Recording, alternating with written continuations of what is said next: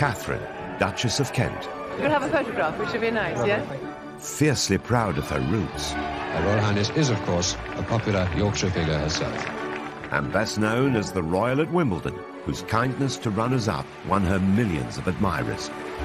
Katharine devoted 4 decades to public service and was an inspiration to royals who followed. She represents the best of the royals. She is the perfect ambassador for the British royal family. After marrying into the family 60 years ago, I, Katharine Lucy Mary, take thee, Edward. royal life has come at a cost. From those who doubted she was good enough, There was a lot of opposition to the marriage at first. to a strained early married life. Katharine was effectively an army wife, and I think that meant quite long spells away from her husband. And with events that led to depression, which nearly ended the marriage. I'm told that Katharine had thought about seeking a divorce. This was a lady who'd been put through the ringer.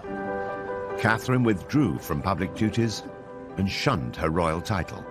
The fact that she stepped back without making a big song and dance about it, she's a bit of a royal pioneer. She's challenged royal convention throughout her marriage, from converting to Catholicism to taking on a secret new role. I learnt more from these children than I ever taught them. Beloved by the public and the good causes she supports, how has Katharine succeeded where so many royals have failed? At an age when most people would be forgiven for putting their feet up, she just keeps going on.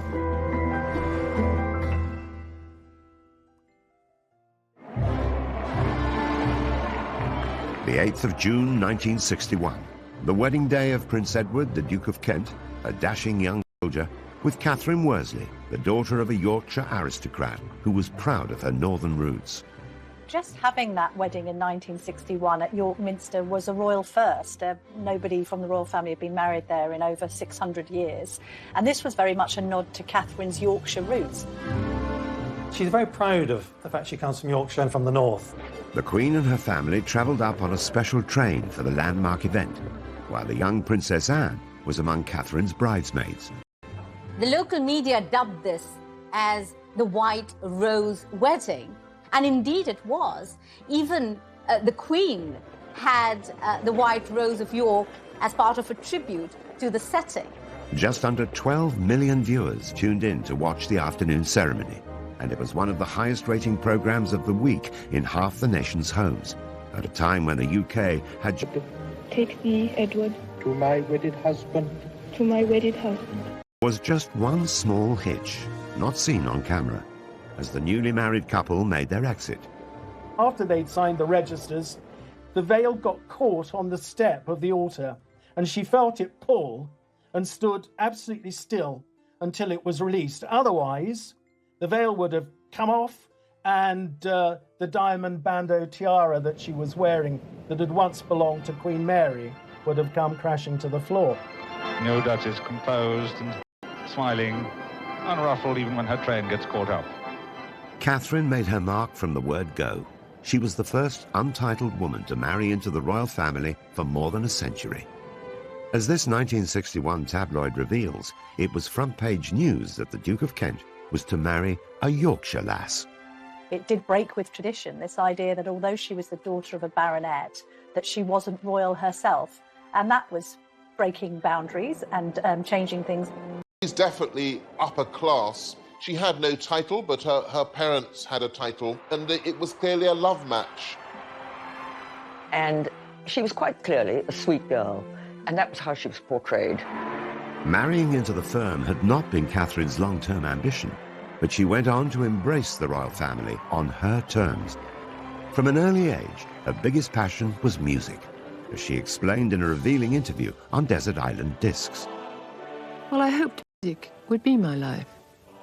I don't think I had any other real ambitions at that time. So I get very emotional about music and was very sad to slowly have to give it up. The story of the aspiring music teacher who put her career on hold to be a royal began on the 22nd of February 1933. She was born Katharine Worsley at Hovingham Hall near York. Her father was Sir William Worsley, 4th Baronet. The Worsley family have owned the estate more than 400 years and remain there to this day.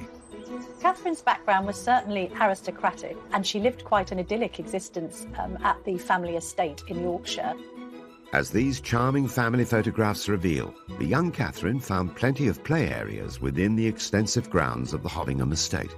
But her childhood was solitary because her 3 older brothers were away at prep school during term times. Catherine was very close to her father, very fond of him. Catherine talks about how, as a child, he would often take her to the beach at Scarborough, and they would indulge with her playing on the sands. Catherine went to school from the age of 10, first at St Margaret's, then based at the stately Castle Howard, close by her home. But when she was 13, she went to music. She learned to play 3 instruments, piano, organ and violin. She hoped that music would be her life. She studied it until she was 25, and she absolutely adores it, even to this day. Another family photo shows Catherine in her 20s, glancing coyly to one side, showing signs of the shyness she'd carried throughout her life, and which she later described with characteristic modesty. Would you say you're quite a shy person? Yeah. Very, actually. It's my nature. It's the way I was born. By the 1950s, Catherine was living and working in London as a nursery assistant. She was also courting a war hero, Andrew Burnaby Atkins, awarded 2 military crosses for bravery in World War II.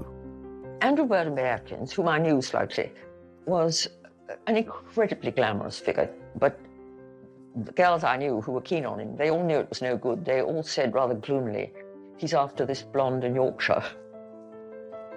There was this sense, I think, that her mother wanted more for her than this military man. Some royal observers believe Catherine's mother persuaded her to end her courtship with Andrew so that she'd be free to marry the Duke of Kent. I think that Lady Worsley, once she knew the Duke of Kent was after Catherine, Prince Eddie was after Catherine, I think may well have put a bit of pressure on her, steered her in the direction of Prince Eddie. When the Duke of Kent came on the scene, that really put paid to any kind of chance that Andrew Burnaby Atkins would have had as a possible husband for Catherine. It's often reported that Catherine's parents arranged her first meeting with Edward by inviting him to lunch while his regiment was based nearby. But Catherine had already struck up a friendship with him. She herself has said that they met at a private party in London, and they became firm friends. And as a consequence of establishing a firm friendship, the Duke of Kent was a very frequent visitor to Hovingham Hall. Prince Edward was 20 years old and nearly 3 years younger than Catherine. The army officer was a sports fan with a passion for motor racing, and as the Queen's first cousin, Edward was then 8th in line to the throne. He was regarded as very glamorous, and as Duke of Kent in the 1950s, he was very, very eligible. You know, after Prince Philip, he was probably the best-known young male royal, so probably quite a catch. Catherine's mother had big ambitions for her daughter's relationship with Edward, but hadn't reckoned on his mother, the then Duchess of Kent, Princess Marina. She was so dubious about Catherine's suitability as a royal bride, it would take her 3 years to agree to their engagement. At first, particularly from Princess Marina, after all, when the Duke of Kent, Prince Eddie as he was then, when he first met Catherine, he certainly would have been thought too young to marry. Princess Marina was descended from Greek and Russian royalty and believed monarchy stood apart from everyone. She once described the young Queen Mother, Elizabeth Bowes-Lyon, an Earl's daughter, as a common little Scottish girl. Princess Marina wasn't totally sold on the idea of her son marrying the daughter of a local squire. There was one occasion when Edward was with his family and other members of the royal family at Sandringham. And Princess Marina absolutely forbade him to leave Sandringham to go up to Hovingham to see Katharine Worsley. And of course, he totally ignored her and went. Under the Royal Marriages Act, the Queen's consent was required before any royal under the age of 25 could marry. The young couple waited for Edward to come of age and even agreed to spend a year living apart. While he served in Germany with his regiment, Catherine visited her brother in Canada and travelled in the USA and Mexico. I would imagine the year apart went apart from each other was so that they both were certain of what they wanted to do. The separation made them more determined to be together and prove their devotion. In a frank radio interview years later, Catherine acknowledged that they made a wise decision. I went abroad for a while to think it out, and during that time I think it just made us both quite certain that it was the right thing. It made them realise that what they felt for one another was for real. So when, of course, they came back, Princess Marina really had no choice but to give her permission to their marrying. Princess Marina coached Catherine in royal standards of behaviour, and once Catherine was married to Edward, she took on Marina's title to become the new Duchess of Kent. In Catherine's position, would any young woman be ready for the challenges of royal life? Marina had a very, very high profile in the family as the Duchess of Kent. I think to be the new Duchess of Kent, that's a difficult role. So you're a woman of 28 who's married into the royal family, given up your independence. You've got possibly an overbearing mother-in-law, and you've got an extensive programme of royal duties as well as being a military wife. I think this is a lot to take on all at once. As Duchess of Kent, Catherine's taxing royal schedule lay ahead of her, but her love of music would never go away and would lead to a secret second life. Catherine, being said, well, let me come in and do a singing lesson for you with your class, and I'll just, come and help you. After marrying into the royal family in 1961, Catherine, the Yorkshire lass, was now Catherine, Duchess of Kent. Thrown into a high-profile job with a grand title, she embraced the busy schedule of a working royal. I think it's important to realise the Duke and Duchess of Kent were very senior royals. Catherine, along with Margot, the leading female royal of that generation, so she was a bit of a star of the show. In the early years of their marriage, the Duke and Duchess of Kent were a great support to the Queen, at a time when her own children were too young to take on duties of their own. So as well as attending major royal events like Trooping the Colour or the state opening of Parliament, they were also asked to go on royal tours. The Kents represented the Queen overseas many times.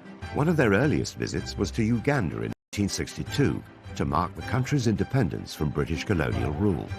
There's about 45 countries that go through that process in the first 30 years of the Queen's reign. Uganda, British Guyana, Barbados. This is a very important representative function. So the Duke and Duchess of Kent were very significant in that. Catherine gave birth to their oldest son, George, a year after their marriage. They joined Edward in Hong Kong for a year during his military service. By 1970, they had 2 more children. While the Duke had served in Germany and Cyprus, Catherine was mostly in the UK, juggling her busy royal schedule with raising their family. Catherine was effectively an army wife, and I think that meant quite long spells away from her husband, and I think proved very difficult for a couple just starting out in life together. I think if you marry somebody who's in the army with a serious career, you'll get to have periods of separation, and I suppose it does pall eventually, but I think it's probably, she would look back on that as quite an important time in her life. Catherine's time was filled with numerous public duties. Though she never overcame her shyness, she kept her common touch and felt right at home with everyday people. They said they didn't know what to do with themselves in the holidays. You don't have that problem, do you? Nice to see you all. The fact that she was always very cheerful looking and smiling, the fact that she was quite tactile with members of the public, I think really endeared her to the nation at the time. Catherine seemed to hit on the ideal formula for royal conduct. She'd be an inspiration to the royals who followed her example, like Princess Diana. They both understood what it meant coming from the outside and having to try and adjust to a very different way of life.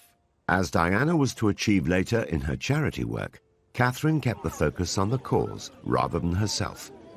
The earlier stage of her life, when she had a bigger public profile, it was about bringing the public profile to the charities. Catherine did this, Diana did this. Catherine never sought publicity for herself, but the media and the nation grew to admire her through the annual Wimbledon tennis tournament. Her husband has been president of the All England Club since 1969. She accompanied him for more than 3 decades and was soon invited to present awards. I always used to observe how humane she was in always comforting the loser and speaking directly and passionately to the person who hadn't won the trophy. Catherine's most famous moment of consolation came in 1993, when Jana Novotná was beaten in the women's singles tournament by Steffi Graf. As this famous TV coverage reveals, Novotná burst into tears during the presentation ceremony.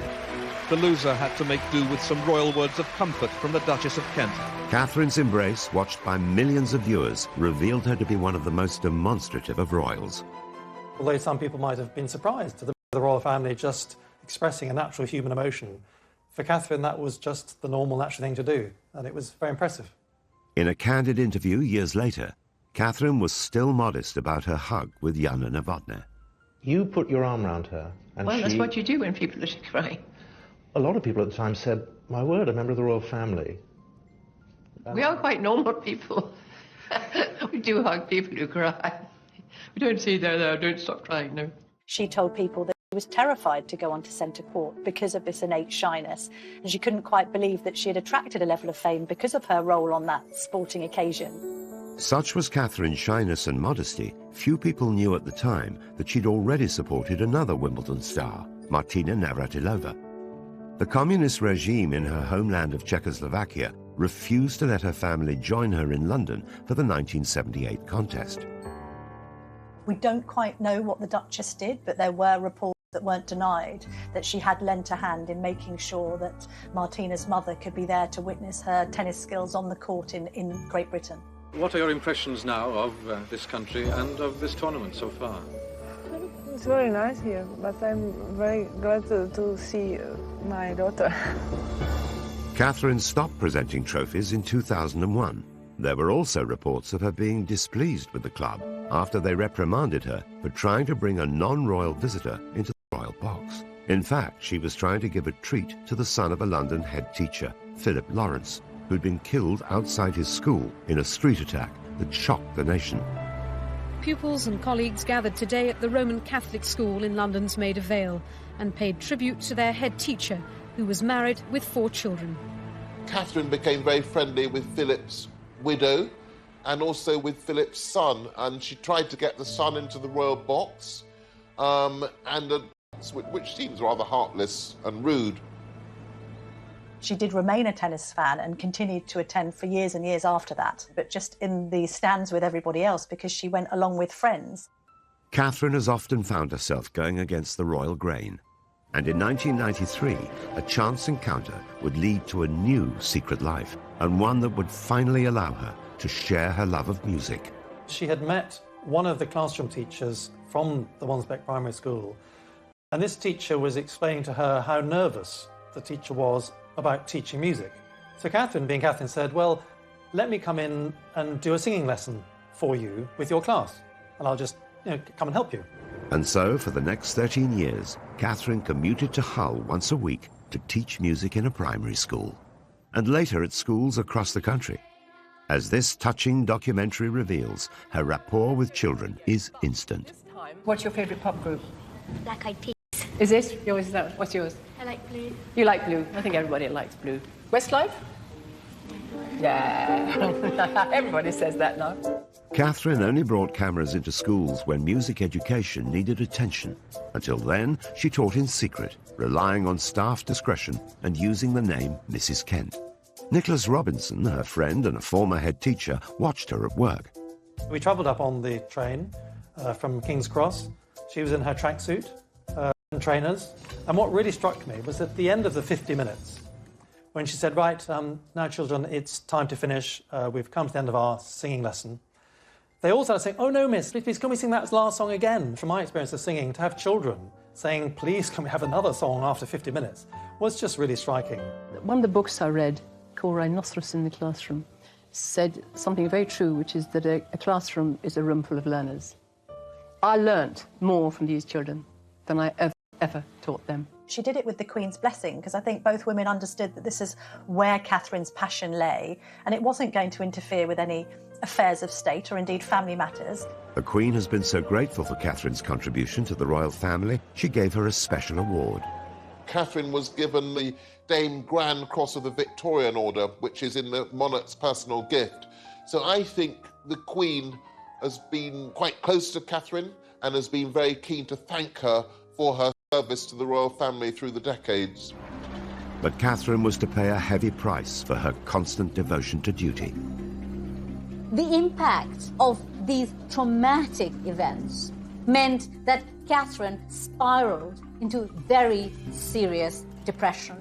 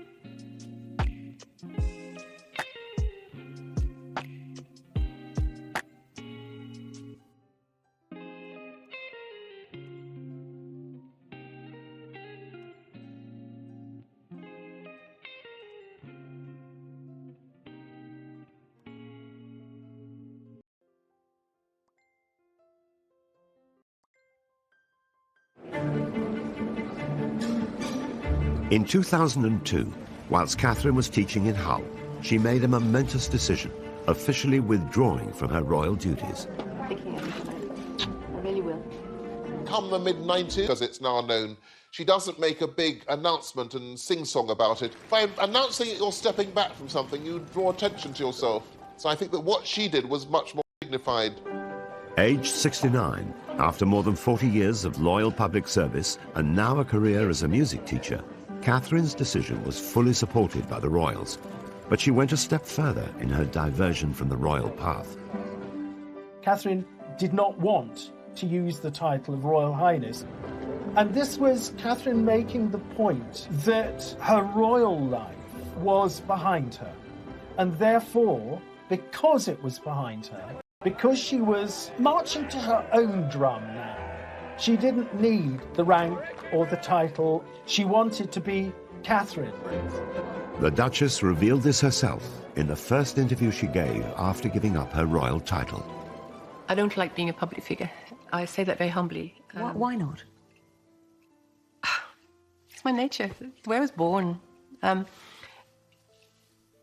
like doing things quietly behind the scenes, achieving things for children. It's the way some of us are built. Catherine had put her longing for privacy to one side in order to fulfill the role she'd taken on. But after 4 decades of royal duty, she found her moment to step away from the spotlight. Oh, lovely. She's not the kind of person who stands on ceremony. So I think asking to be released from that title, HRH, would be simply a genuine desire so that there would be no barriers between what she's trying to do and between her and ordinary people. It was an unusual move for a royal, but the Queen gave Catherine her blessing.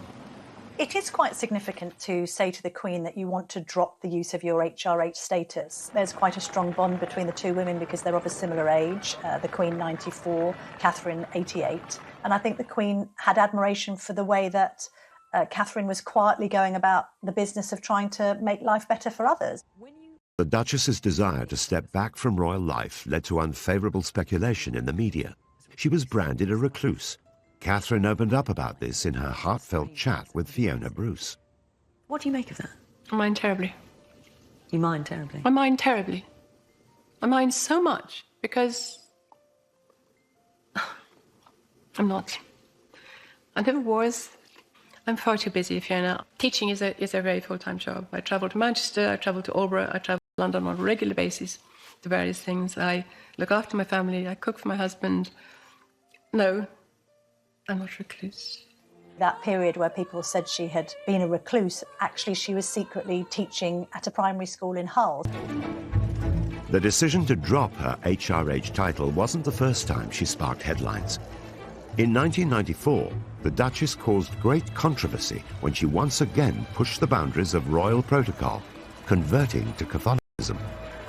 Those close to her say she still retains a genuine affection for the Church of England, but they say she's embarked on what they call a personal spiritual journey.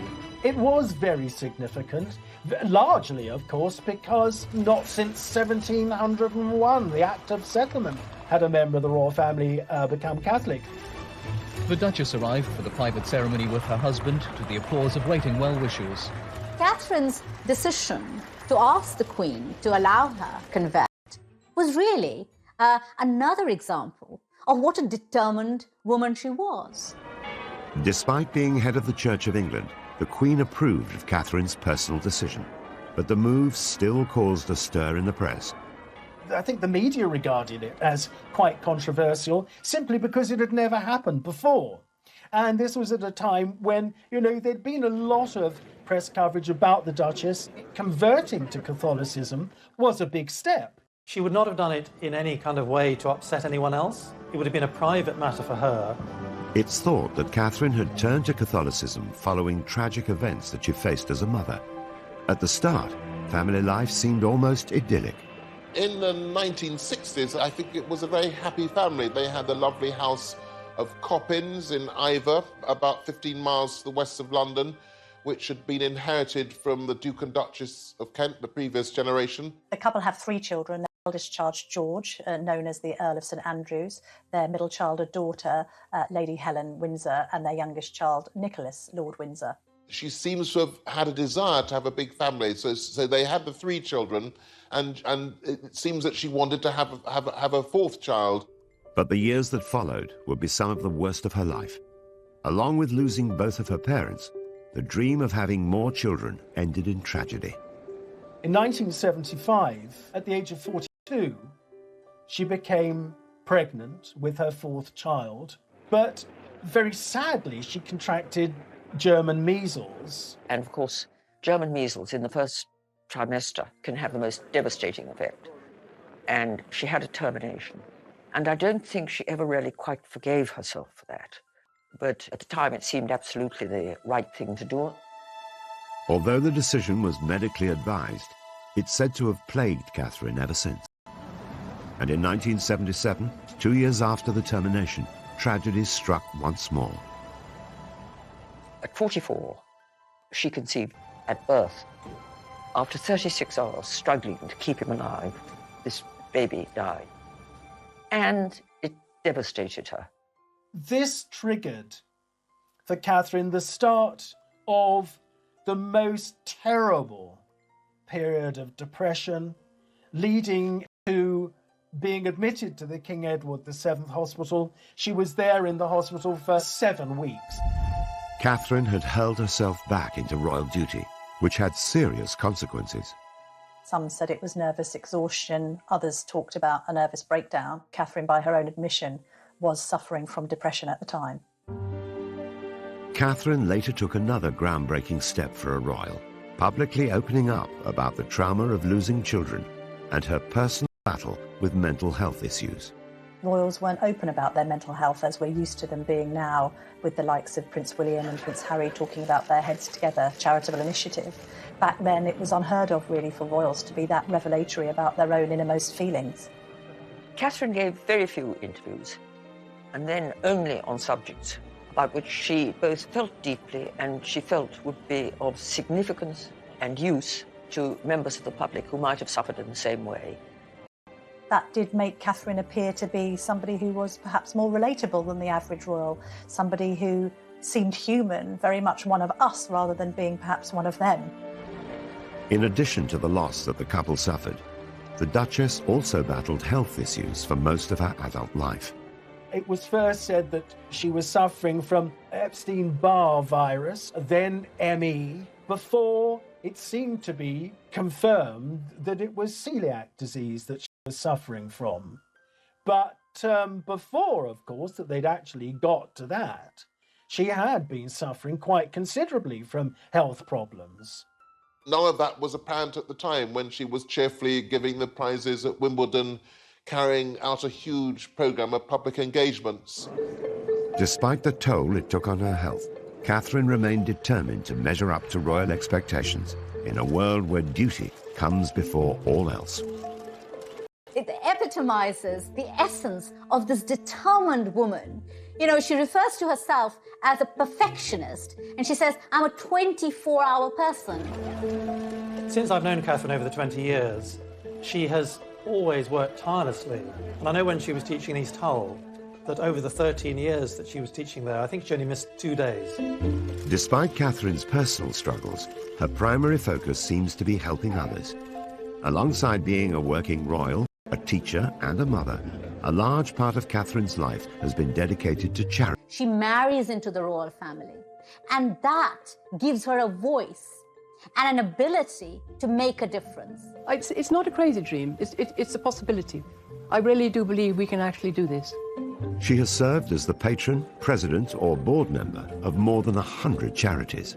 The Duchess's visit is to highlight the work of VSO volunteers by raising their profile in Macedonia and helping persuade government and people that those with mental and physical problems should not be stigmatised. With Catherine, the charities that were closest to her heart always seemed to be music, children, and the elderly.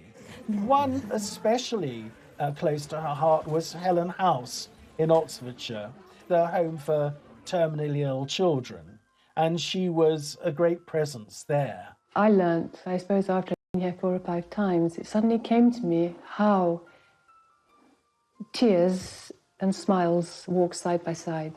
I think the Duchess of Kent was very much the kind of royal that didn't just want to be on a letterhead. She actually wanted to go and witness the work being carried out by charities firsthand, and even at times take part in it herself.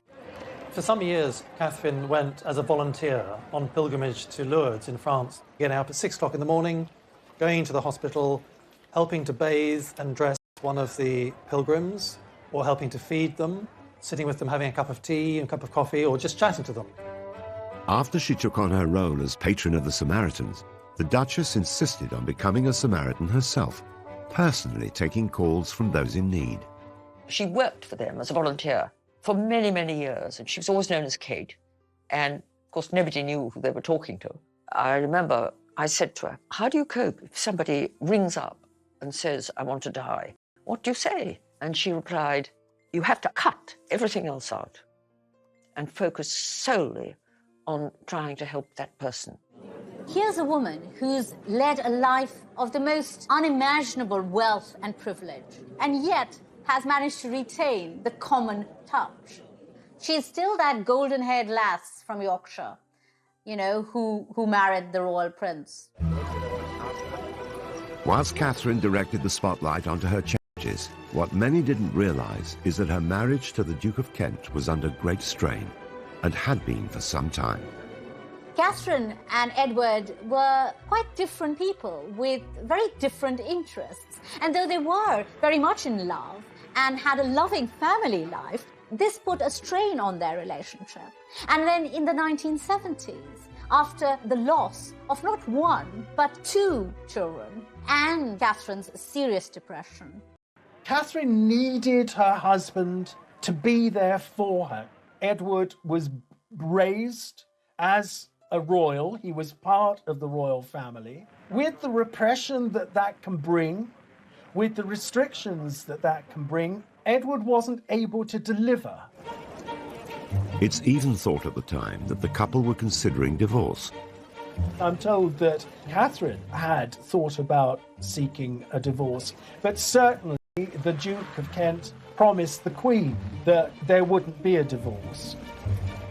Divorce was still frowned upon by the Church of England, and as its head, the Queen could not have supported such a controversial decision. Catherine stuck very closely to doing the right thing. She would never have dreamt of doing anything that she felt the Queen would disapprove of. She did not allow any marital discord to affect her relationship either with the royal family or with the life of service she had chosen. Edward and Catherine stayed together, and so whilst they would still undertake engagements together, they began drifting apart and would lead pretty much their own separate lives. When newcomer Diana faced similar struggles in her royal marriage, an unlikely friendship developed. She understood Diana's problems. She could see the privilege, but also the pain.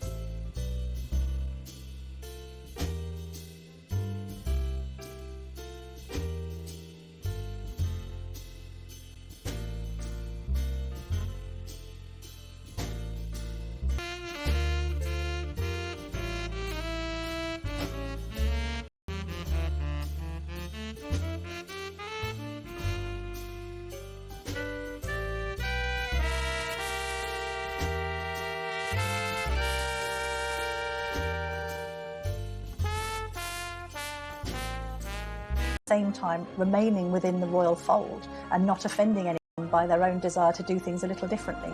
The Duchess has proved that you don't need to do everything the conventional way to lead a life devoted to public service.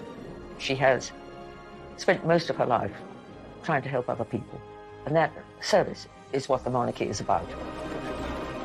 Catherine seemed somehow to puncture the barrier which some people feel it was between them and other royals, and in terms of her public life has never really put a foot wrong, whatever may have been going on in private.